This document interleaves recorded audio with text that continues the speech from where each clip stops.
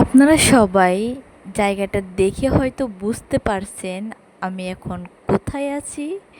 হ্যাঁ, আমি এখন নরসিংদী ডিম হরিণ পার্কে আছি।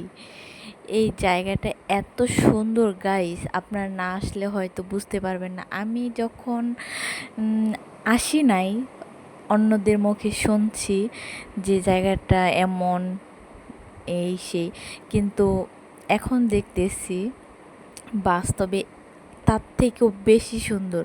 আর এই যে দেখছেন আমার ভাইয়া হাতে একটা রংধনুর মতো উড়াইতেছে, এটাতে আগুন দিলে এরকম আর কি কালারিং বেরো হয়, তো ভাইয়া সেইটাই আর কি উড়াইতেছে। আর আমার যে এত বেশি ভালো লাগতেছিল, কারণ স্পিড বোটে উঠে নৌকা পানির উপরে চারপাশে ভিউ দেখার আনন্দটাই অন্যরকম, তাই না?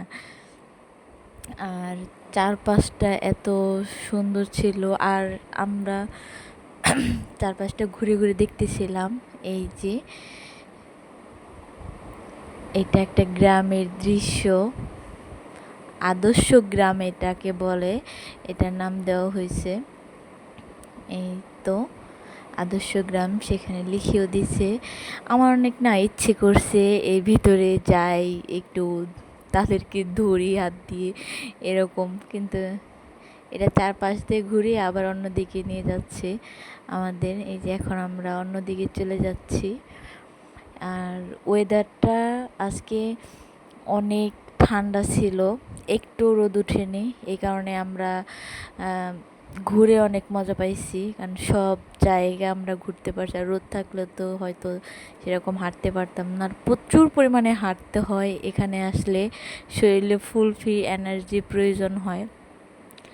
আর এই তো এই জায়গাটাও আমার কাছে অনেক বেশি ভালো লাগছে। এক কথায় এখানে এই নরসিংদীতে আসলে আপনারা একের ভিতর সব পাবেন, সব। এখানে সব ধরনের মজা আনন্দ অনুভব করা যাবে এখানে। এই তো মানে এই দৃশ্যগুলো দেখলে এমনিতেই মন ভালো হয়ে যায়।